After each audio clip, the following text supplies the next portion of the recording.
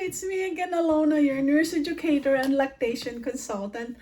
So today, isi-share ko sa inyo kung ano yung mga na-experience ko sa aking mga pasyente sa aming maternity unit when I was a lactation consultant and a caregiving nurse, okay? Maraming mga nanay akong pasyente after giving birth, nawalan sila ng pag-asang mag-breastfeed because of some complication sa health nila at hindi nila naiintindihan noon nung time na yon kung bakit mahinang-mahina talaga yung milk supply nila, and they ended up of supplementing or quitting breastfeeding dahil they just give up. Hindi na nila kaya yung pag-iyak ni baby, na kulang sa gatas. So, i-explain ko sa inyo based on my experience as a lactation consultant sa mga pasyente kong na-meet ko sa aming breastfeeding clinic na nagkaroon ng problema about milk supply. Kasi milk supply is one of the most common, most problematic talaga sa mga nanay when it comes to the milk supply. So, bibigyan ko kayo ng very common reason kung bakit mahinang gatas nyo, bakit si baby hindi satisfied, and some moms ended up quitting and just doing the formula. So, based on my experience sa aking clinic, sa aming breastfeeding clinic, may mga moms na during their pregnancy, hindi talaga na-control nila yung blood pressure nila. So, nagkaroon sila ng mataas na blood pressure, hypertension during pregnancy. So, nung nanganak sila, ended up of nagkaroon sila ng preeclampsia, gawa ng mataas yung dugo nila. So, when some women nagkaroon ng preeclampsia, ang gagawin ng mga OB nila o mga doctor nila, minsan, sinisesaryan na silang na maaga. Medyo a week or 2 weeks before they gave birth, cesarean na sila. Depende kung gaano ka-critical yung dala-dala nilang baby because of their blood pressure.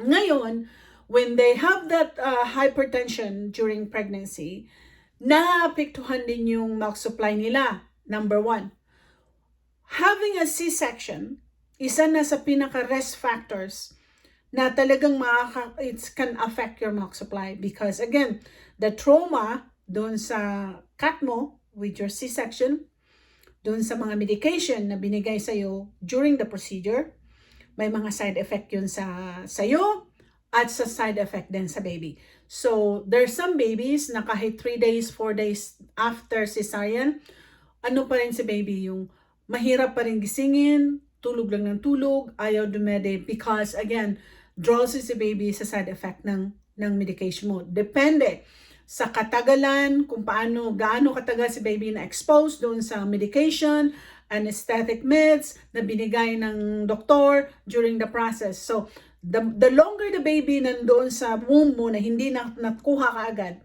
the longer din yung pagka-drowsy ni baby, tamad dumede. So, what happened is, after 3 or 4 days after birth, si mom is medyo control na yung hypertension dahil binigyan na ng gamot. The doctor would say, hindi ka pwedeng mag-breastfeed because you're taking this medication para sa blood pressure mo. Kalimitan sa mga doktor na hindi talaga kinoconsider yung benefits ng breastfeeding, pinapa-stop nila ang breastfeeding until tapos na yung gamutan ng hypertension ni nanay bago pwedeng mag-breastfeed si baby. Now, what happened is, so doon sa 5 days, 6 days na si baby nagbobote from the hospital hanggang sa bahay, nasanay si baby na bote na lang, okay? Ang nangyari dito naman sa breast, dahil si nanay, dahil sa cesarean, dahil sa sugat, dahil sa pagod, dahil sa what do you call this one, sa pain, walang interest na mag-pump, walang interest na mag-massage sa breast. So within those days, hinihintay lang ni mom kung darating ba yung milk. So what happened is, doon sa 5 days, 6 days na naghintay si mom, may iba na talagang nag-engorge after 3 days or 5 days, nag-engorge. Pero sa mga nanay na mataas yung na mga hypertensive, mataas yung dugo during birth or pregnancy, there's some issues na talagang mahina yung supply ng milk ni nanay because of again, the blood pressure. So, hindi naagapan ni nanay, hindi nagpa-pump for how many days, nagda-dried out slowly for those days na wala talagang stimulation sa breast. Now, hoping after 10 days, makapagbalik siya, effective feeding, okay na yung blood pressure. Ngayon si baby wala ng interest. Doon nagsisimula ang hardship, ang challenges ni nanay at ni tatay kung paano ma-transition yung baby to the breast at paano ma-improve yung milk supply. Alam nyo, if you have the history of hypertension, kahit before ka pa buntis, then lalong lumala nung nabuntis ka, there's a possibility that you may not be able to breastfeed exclusively. You may be able to breastfeed only partly and then supplement it with formula. Kalimitan sa mga pasyente ko with high blood pressure, mga pasyente ko na mga anemic, mababa ang dugo. Here's the thing, pag mataas yung dugo mo, low milk supply ka. Pag mababa naman yung milk supply mo, low milk supply ka rin. So, you have to be in the middle. You have to have a normal blood pressure to make sure to improve your milk supply dahil pag may mga complication na anemic ka, kulang ka sa iron, or mataas ang blood pressure mo, those are the two most common complications when it comes to milk supply. At ito ay hindi naiintindihan minsan ng mga nanay dahil hindi rin in-explain ng mga healthcare provider nila when they give birth. So, i-maintain nyo talaga kung buntis ka ngayon or you're planning to get pregnant, you have to maintain your blood pressure. Find ways on how you can maintain it. Do not eat too much salt during pregnancy, eating healthy, eating greens, para in case, knock on wood, magkaroon ka man ng hemorrhage or complication when you give birth, at least maintain yung blood pressure mo. It's not affecting your milk supply. Now, if you are one of those moms na talagang you're under medication, minomonitor ka pa rin yung blood pressure mo, either you're under medication for probably a month or so kailangan mo talagang mag-supplement ni baby with formula. Don't feel bad. Ang dami ko pong mga pasyente na ganun sa aming breastfeeding clinic that they did their best on how to express their milk.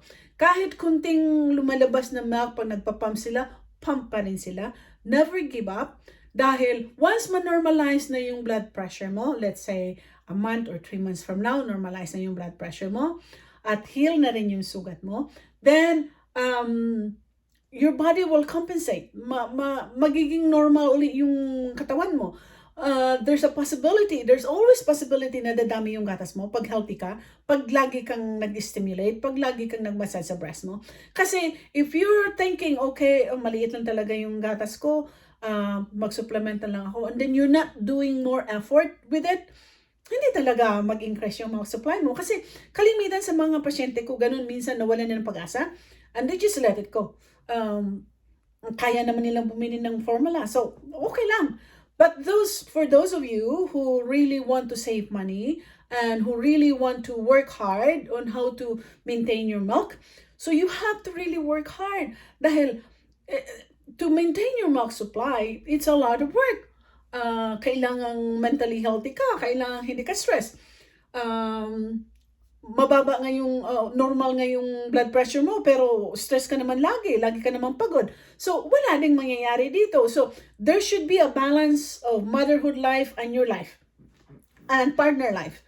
Dahil pag hindi ka marunong mag-balance ng motherhood life mo, and if you have huge intention that you want to really continue breastfeeding, maapektuhan yung milk supply mo. So bear in mind na no matter mataas man ang dugo mo, mababa ang dugo mo, it can really affect your milk supply.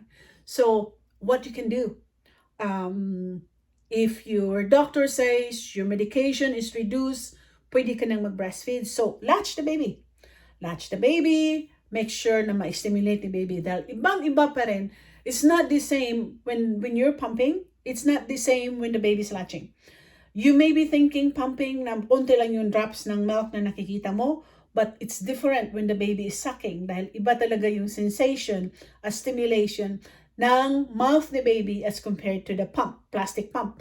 So if you can latch the baby para stimulate more of your breast, and then si baby nagwawala na after 10 to 15 minutes, so it's okay. Take the baby out and you can supplement your formula. But every time before you give this bote, make sure you latch your baby dahil doon mo talaga makikita na may best result when it comes to establishing your milk. Again, ito'y lagi kong sinasabi sa mga pasyente ko, it's not magic. Okay? Sasabihin ko sa inyo, it takes a lot of work to establish your milk, re-establish your milk. Especially kung nag-quit ka ng mga few weeks dahil masama ang pakiramdam mo, nagkasakit ka, nagkatrangkaso ka. So every time you stop for a few days or even months, the longer you stop, the longer you have to reestablish. Okay? Kung nag-stop ka lang ng 1 week, so maybe ma-reestablish ng mabilis. Kung nag-stop ka ng 2 weeks, maybe ma-establish mo ng medyo matagal. So, the more effort you put in, na mag-pump ka every 3 hours, kahit 10 minutes, or mag-latch ka to baby kahit 15 minutes, those efforts na ginagawa mo would really have a good impact on how to increase your milk supply. The only thing na hindi ka maging successful ay kung talagang hindi mariresolve yung mga physical health complications mo. Because if you maintain having a high blood pressure, if you're always stressed, if you're always pagod, kung mababa ang dugo mo, kung hindi masustansya ang kinakain mo lagi dahil mahilig ka sa mga junk food o kaya talagang hindi ka mahilig magluto, talagang maapektuhan yung milk supply mo. So, do the best that you can. I know it's not easy. It's not easy talaga.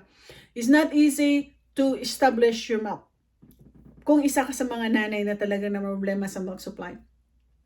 Dahil ang katawan kasi natin, the milk that we're gonna be producing depends on our body, mentally and physically.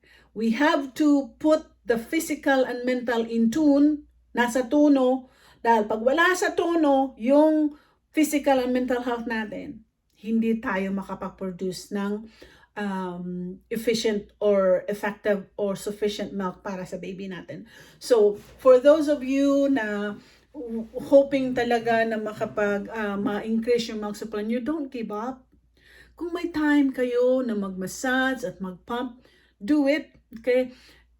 Nagagawa niyang mag-cellphone ng ilang hours minsan or ilang minutes nagsi-cellphone kayo, nag-scroll kayo social media, yung pa kayang mag-pump na nakakatulong sa babies niyo. So, prioritize your tasks at home. Alam kong may nagluto kayo, maglilinis kayo, kung ano-anong ginagawa niyo sa bahay niyo. So, make sure you prioritize. Okay, pagising mo sa umaga, ano bang gagawin mo? Okay?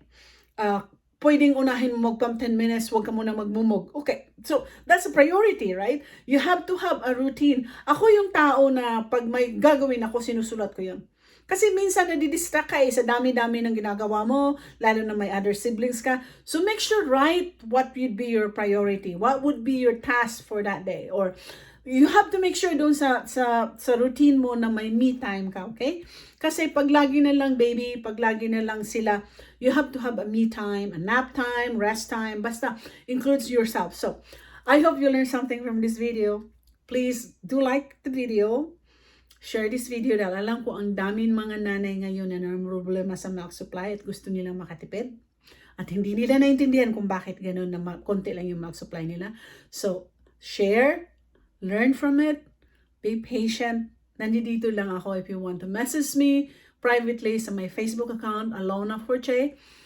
I'm here to help. And I'm here na i-guide ko kayo dahil alam kong mahirap kayong maghanap ng lactation consultant sa Philippines.